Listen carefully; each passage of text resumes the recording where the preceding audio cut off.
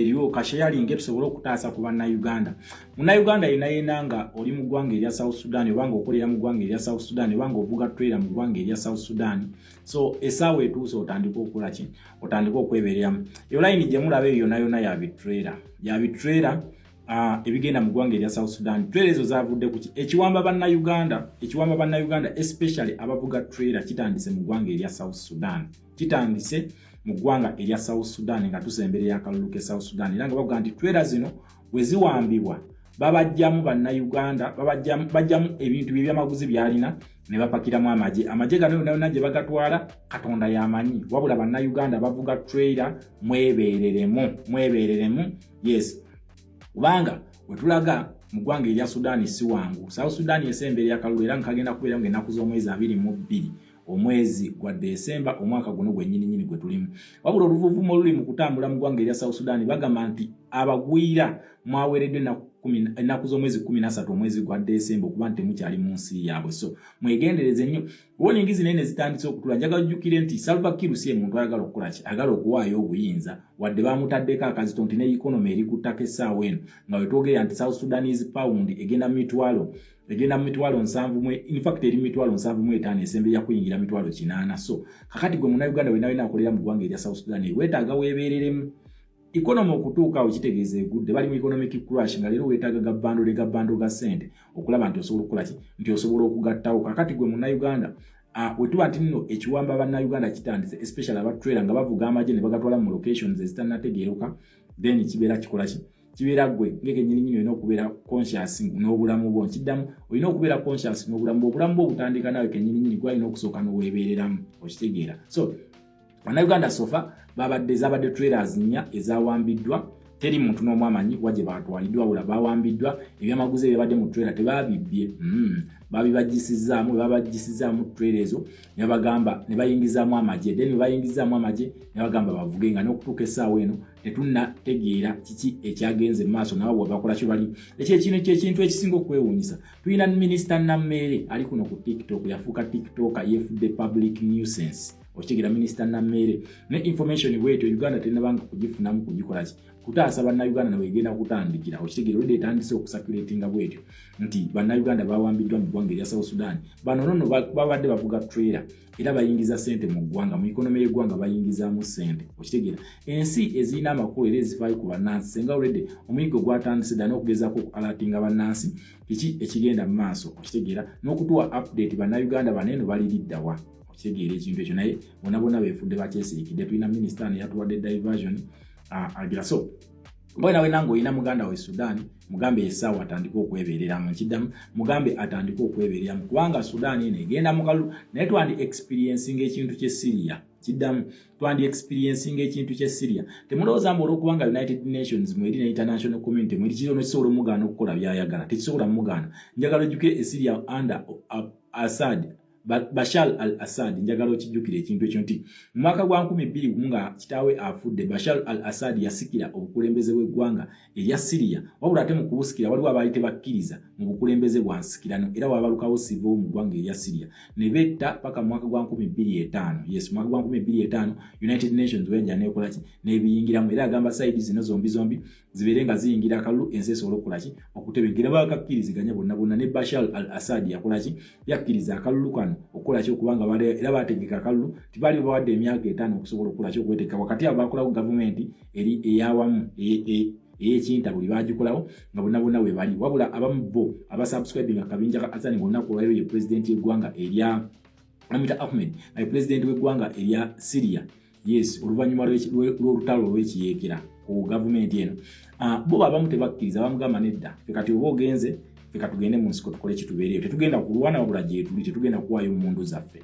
Okitegera ekintu ekyo, ffe tugenda kuwaayo mundu mbukkiriza okulira mu gavumenti like ali decoy yali ya Bashar al-Assad kubanga era tumulaba nti mwaka gwa 2011 bayingira akalulu Bashar al-Assad bamukuba akalulu wabula olwokubanga alina ekintu kye bayita Russian influence yagaana ebyava mu kalulu era okwekalakaasa kwali kw'amaanyi nnyo nga baagala Bashar al-Assad akole kyababiri, wabula kiki yakola responding na open fire n'akuba amasasi mu bantu era yatta abantu bangi nnyo mwoko okwekalakaasa ono. So kiriya kibenje kyali mu nsiko kyo kya hesitating ne bagamba nedda akati gwe tukkoya akamanyiro ko yesawa kati twekubera beekuba okuva mu mwaka gwa 2011 paka mu mwaka gwa 2024 Bashar al-Assad government yakola ki yakunkumulwa omukono mu kibya n'akola kinadduka era okudduka yasibira mu ggwanga erya Russia gyali olunaku olwaleero ate yawunikiriza ensi nga yasabiddeyo amnesty eno ajagala kukomawo mu ggwanga erya Syria. Amnesty ajagala mu ggwanga erya Syria. Simanyi Russia erabika yamwokyeza omanyi bano badictator be babeerako yalowooza nti ensi ye yagikontrolinga asinga ennyo okutegeera naye watuuka nga avuddeko ate wategeera nti no bambi amagezi ne gatandika okujja naye wabanga akutta obuyinza talina kyabeera alowooza yabeera manyi nti yasinga okukolaki yasinga okutegeera. So bannayuganda mubeere nga mwebeereramu especially abakolera mu ggwanga erya South Sudan kubanga embeera si nnungi.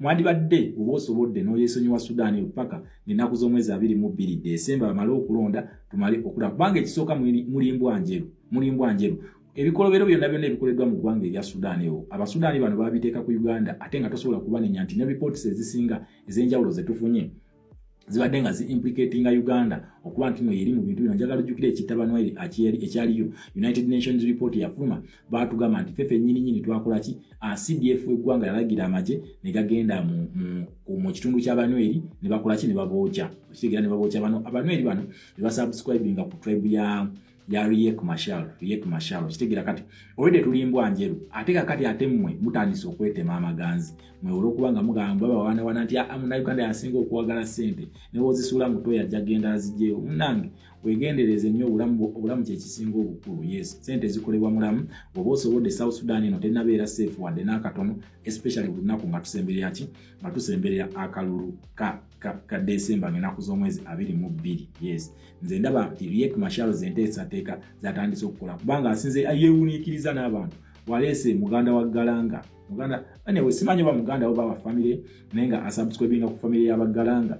Lwaki akikoze ekintu ekyo? Njagala jjukire nti Salva Kiir ye muntu aluzinze popularity mu abantu tebakyamwagala n'abadinka bennyini tebakyamwagala bagamba yabakyayisiza ne economy emulemye okukola ki emulemye okucontrolinga. Kakati ekimweseza Galanga ono njagala jjukire nti family ya Galanga ene respected nnyo mu ggwanga erya South Sudan nti luno yali akulembera olutalo olwali lwagala okutulako Sudan eyawansi okugikutula ku Sudan ya waggulu yali ani John Galanga naye muganda w'onani wa Galanga ono gwe balisinga basinga mu ggwanga erya Sudan bamuyita bo Nuruddin ye code name ye yatera okukozesa era yamusembeza mu office namuwa assistant chief defense forces mu yamutadde chief defense forces ono asobola abeera ne command nene nnyo ku magye. Kakitegeeza omwami ono alabika yeeteekera kyonna ekigenda okuva mu kalulu nga takola ki takikkiriza. Kakati since Nuruddin kwalese kitegeeza nti Nuruddin gwagala okuleeta nga president akole ki ajjawambe okitegeera ajjawambe naye nakugamba nti ebintu bino manya abantu amuboogera nti kuddita tujja kuwamba okwogera ekintu ekyo n'okukikola si bye bimu. Oyinza okwogera ekintu ekyo naye okukiteekamu action nga kizibu nnyo ng'ojja kwetoola emyaka nga 10 ate n'abamu ne bafa nga tebakoze ekyo tebakyakiivinza ekyokukola ki ekyokuba nti no bakola sabotage eyokuba nti no batekinga overpower forcefully by the barrel of the gun nga tolina wiru y'abantu. Kati okulaba ono Salva Kiir asoose ne yedistancinga n'aleeka ono Galanga ayina erinnya kati ayagala akozese populism y'ono agezeeko okukola ki ayagala akozese erinnya lya famire y'Abagalanga okusobola okukola ki overturninga akalulu. Sigambye nti agenda ka overturninga ate sigambye nti agenda kukkiriza bula kyemukakasaako nti baakola endagaano ne United Nations okuba nti no bakkiriza akalulu lako kusetinga date eyo nga Salva Kiir naye alina okukkiriza byonna ebigenda okukola ki ebigenda okuva mu kalulu kwe kusetinga date eyo kuba yabisayiningako naye nze bugambye similar instances have happened especially tutunulira mu ggwanga erya Syria. So Syria is a case study. So Omunnayuganda wenna wandibadde osooka n'oweebereramu n'oweebungula kubanga kijja omanyi kinyaga bitono. Tugezaako jjukuno oyinza ne tugireeta so nabakolera vidiyo wano ng'ebintu bino byakatandika kakati olunaku olwaliro baba wambye. So nga wenna nga famire yo ali omu ku bavuga bitwera bino mbadde nkusaba otandika okumunoonyaako tomanya muntu oyo yakoze eki yawambiddwa kiddamu tomanya muntu oyo ayinza okuba nga yawambiddwa mu ggwanga erya South Sudan. So Munnayuganda wenna bwakolera Sudan weebereremu wayagala okugenda Sudan weebereremu kyandibadde safe nnyo n'osooka n'osala pulesa n'otuula wansi n'olinda akalulu k'ennaku z'omwezi 22 ne kasooka ne kaggwa then bw'onaamanya akalulu kano kawedde ogenda kuba nga otegedde kiki ekigenze mu maaso oba zitandise okutokota oba Salva Kiir awaddeyo obuyinza kubanga tulaba nti amaanyi gali mangi nnyo mu kampi ya Riek Machar naye ate Riek Machar njagala jjuke nti era Salva Kiir yamuteekako bwa terrorism kubanga ekyo ba dictator kyokka kyalina okuvunaana talina kintu kyasobola kukola ki kumuvunaana so mwebereremu. Breaking news eriwo kashayalinge tusobola okutaasa ku bannayuganda. Munnayuganda yenna nga oli mu ggwanga erya South Sudan obanga okolera mu ggwanga erya South Sudan obanga ovuga trailer mu ggwanga erya South Sudan, so essaawa etuuse otandika okukola ki otandika okwebereramu. Eyo layini gye mulaba eyo yonna ya bitrailer ebigenda mu ggwanga erya South Sudan. Trailer ezo zavudde ku ki ekiwamba bannayuganda especially abavuga trailer kitandise mu ggwanga erya South Sudan mu ggwanga erya South Sudan nga tusemberera akalulu ke South Sudan era nga bavuga nti trailer zino we ziwambibwa babajjamu bannayuganda bajjamu ebintu by'amaguzi byalina ne bapakiramu amagye gano yonna gye bagatwala Katonda yamanyi wabula bannayuganda bavuga trailer mwebereremu yes